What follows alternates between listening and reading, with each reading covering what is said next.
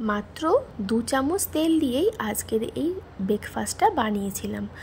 দারুণ খেতে লাগে, যেমন টেস্টি তেমন হেলদি, খুব নরম হয় খেতে, কোনো ঝামেলা ছাড়াই কিন্তু এত সুন্দর একটা রান্না তোমরা করে ফেলতে পারবে।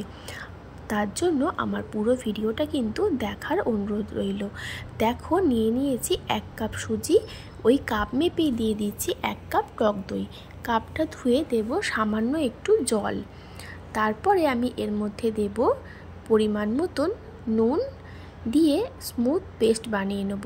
তো দেখো সুজি আর টক দইয়ের পেস্ট কিন্তু আমার একদম রেডি। মিক্সির বাটিতে যেহেতু অনেকটাই টক দই সুজি লেগে রয়েছে, সেই জন্য সামান্য একটু জল দিয়ে গুলিয়ে নিয়ে সেই জলটা আমি এর মধ্যে দিয়ে দিচ্ছি। দিয়ে ভালো করে মিশিয়ে নেব।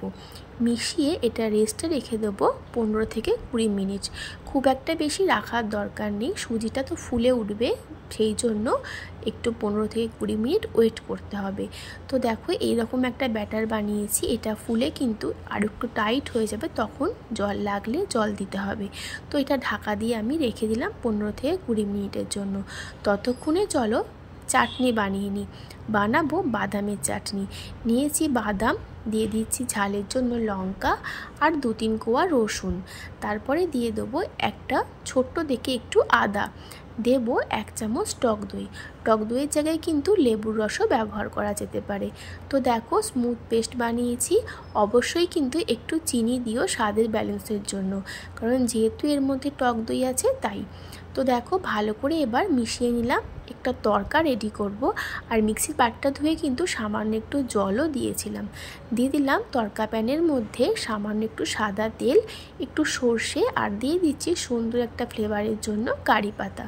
2-3 মিনিট ফ্রাই করার পর যখন সুন্দর একটা গন্ধ বেরিয়ে আসবে, সেই সময় এই তড়কাটা আমি ওই বাদামের চাটনির মধ্যে দিয়ে দেব। দিয়ে চামচের সাহায্যে ভালো করে মিশিয়ে নেব। দিয়ে আমি এটা ঢাকা দিয়ে রেখে দেবো।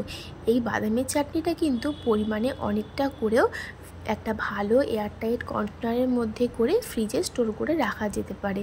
যে কোনো ধোসা বা ইডলির সঙ্গে কিন্তু বেশ ভালো লাগে খেতে। তো দেখো আমার তো বাদামের চাটনি একদম রেডি। আর এইদিকে দেখো সুজির ব্যাটারটা কিন্তু বেশ ভালোই ঘন হয়ে গেছে।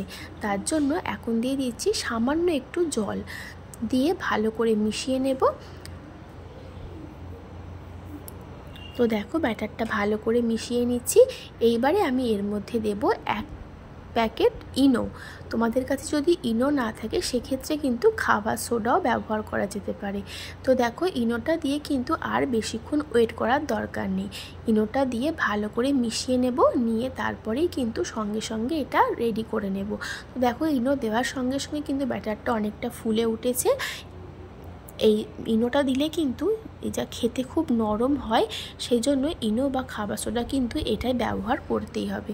তো দেখো ননস্টিকের প্যানের মধ্যে সামান্য একটু সাদা তেল দিয়েছি। ঠিক প্রথমে 1 চামচ তেল দিয়েছিলাম চাটনি বানানোর জন্য, আর 1 চামচ তেল দিলাম এগুলো ভাজার জন্য। তো দেখো ওই 1 চামচ হাতায় তুলে নিয়েছি, দিয়ে ননস্টিকের প্যানের মধ্যে দিয়ে একদম গ্যাসের ফ্লেমটা লো টু মিডিয়ামে করে ঢাকা দিয়ে দিয়েছি। এবারে দেখো ওপর থেকে কি সুন্দর জালি মতন হয়ে উঠেছে, মানে এটা নিচ দিয়ে কিন্তু তৈরি হয়ে গেছে, ভেতর দিয়েও তৈরি হয়ে গেছে। এবার খুন্তির সাহায্যে ভালো করে তুলে নিচ্ছি। তো দেখো আমার এই সুজির কি নাম দেব আমি জানি না, এই রেসিপিটার নামটা না হয় তোমরাই বলে দিও। তো এই রান্নাটা কিন্তু আমার তৈরি হয়ে গেছে। এবার যে অয়েল ব্রাশটার সাহায্যে প্রথমে ঘুরিয়েছিলাম তেলটাকে, সেই অয়েল ব্রাশটি আমি আবারও এই প্যানের মধ্যে একবার ঘুরিয়ে দিলাম। আমি কিন্তু আর নতুন করে কোনো রকম তেল ব্যবহার করিনি। আবারও 1 হাতা দিয়ে দিচ্ছি, দিয়ে আবারও গ্যাসের ফ্লেমটা লো টু মিডিয়ামে করে ঢাকা দিয়ে রান্নাটা করে নেব। তো এইভাবেই সব কটা আমি বানিয়ে নিয়েছি। তো দেখো এটাও দেখো কত সুন্দর ওপর থেকে জালি মতন হয়ে উঠেছে। তো দেখো এবার এটাও আমি হালকা হাতে খুন্তির সাহায্যে তুলে নেব। তো দেখো তুলে নিয়েছি। এবারে দেখো তোমাদেরকে এটা দেখিয়ে দেবো কতটা নরম হয়েছিল। তো দেখো হাতে করে নিয়ে তোমাদের দেখিয়ে দিচ্ছি জিনিসটা কতটা নরম, দেখতে পাচ্ছ কতটা নরম হয়েছে। আর পেছন দিকটাও দেখো কি সুন্দর দেখতে হয়েছে। এইভাবেই কিন্তু এটা তৈরি হয়ে যায়। একদম তেল ছাড়া একটা হেলদি আর টেস্টি ব্রেকফাস্ট বা সন্ধ্যের টিফিনেও কিন্তু বানিয়ে দেওয়া যেতে পারে। সাথে রেখেছি বাদামের চাটনি। অবশ্যই তোমরা একবার ট্রাই করে দেখো। এটা কিন্তু বাচ্চাদের টিফিনেও স্কুলেও বানিয়ে দেওয়া যায়। খুব একটা বেশি সময় লাগে না বানাতে, আর কোনো রকম ঝামেলা ছাড়াই কিন্তু রান্নাটা করে নেওয়া যায়। তো রেসিপিটা কেমন লাগলো আমাকে কিন্তু তোমরা কমেন্ট করে জানিও। ভালো লাগলে বন্ধুদের সাথে আমার রেসিপিগুলো শেয়ার করে দিও, লাইক করে দিও, আর অবশ্যই আমার চ্যানেলটা সাবস্ক্রাইব করে দিও। তাহলে আজকের মতন টাটা। নতুন কোনো রেসিপি নিয়ে আমি আবারও হাজির হব।